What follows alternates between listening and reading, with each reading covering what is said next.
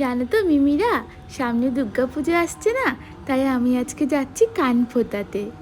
পুজোতে আমি নতুন কানের পরবো। ইয়ে, কি মজা! আমি একটু জাম্পিং করে নিই। এই দেখো, আমি কত উপর থেকে জাম্প করতে পারি। কেমন লাগলো? তাহলে টাটা। আমি মাম্মাম আর মা এই রোদের মধ্যে দুপুরবেলায় বেরিয়ে পড়েছি বাজারে যাব বলে। আরে, বাড়ি থেকে তো একটুখানি, তাই আমরা হেঁটে হেঁটেই যাচ্ছিলাম। আর এই দেখো, রোদের মধ্যে মামাম ছাতাও নিয়েছে, আবার ওড়নাও নিয়েছে। আর আমরা হেঁটে হেঁটে যাচ্ছি। আমি বলছি টোটোয় উঠবো, মা আর মামাম বলছে আর একটু গেলেই টোটোয় উঠবো। কি মিথ্যে কথা বলে বলো তো! এরকম বলতে বলতে আমাকে হাঁটিয়ে হাঁটিয়ে নিয়ে চলে এসেছে পার্লারে। আমি কদিন ধরে মায়ের কাছে খুব বায়না করেছি, আমাকে কান ফুটিয়ে দাও, আমি কানের পরবো, তোমার মতো সুন্দর সুন্দর কানের পরবো। আর তাই আমাকে আজকে কান ফোটাতে নিয়ে এসেছে। আমার কি আনন্দ হচ্ছিল। আর তারপরে আমার চেয়ারে বসিয়ে দিল, একটা কি সুন্দর চেয়ারটা ছিল।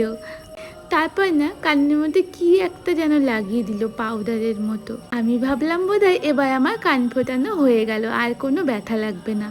উমা, তারপরে আবার দেখলাম পেন দিয়ে কি এমন একটা দাগ দিল।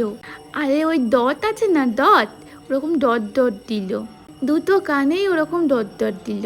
তারপর আমি ভাবলাম বোধহয় এই ডট দিলেই ফুটো হয়ে যাবে, আমি কানের পরে নিতে পারবো। উমা, তারপরে আবার দেখলাম বন্দুকের মতো কি একটা বের করলো, সেটা দিয়ে ঢিসুম ঢিসুম করে আমাকে গুলি করে দিল কানের মধ্যে।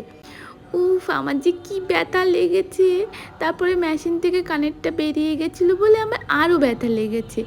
তারপরের গানটায় কিন্তু আর কোনো অসুবিধা হয়নি। আমি না একটু ভয়ই পেয়ে গেছিলাম বন্দুক দেখে, ভাবলাম ঠাম্মিটা আমায় গুলি করে দিল কি না। তারপরে ওমা, দেখি কানের পড়া হয়ে গেছে। একটুখানি কান্না করে থামতে পারিনি, আবার আর একটা কানের মধ্যে বন্দুক ঢুকিয়ে গুলি করে দিল। এদিকে মাম্মা মা দুজন মিলে আমায় হাত বোলাচ্ছে, আর কেঁদো না, আর কেঁদো না। আমার তো ভয় লাগছে, ব্যথা লাগছে, আমি কাঁদবো না তা। এই দেখো, বলতে না বলতে আর এক কানে ঢিসুম। আর দেখো, মা কিন্তু দরজা দিয়ে বাইরে চলে গেছে। মার ভয় লাগছিল আমার থেকেও বেশি। তারপরে মামা আমাকে কত কিছু বলছে কান্না থামানোর জন্য, কিন্তু আমার না একটু একটু ব্যথা করছিল।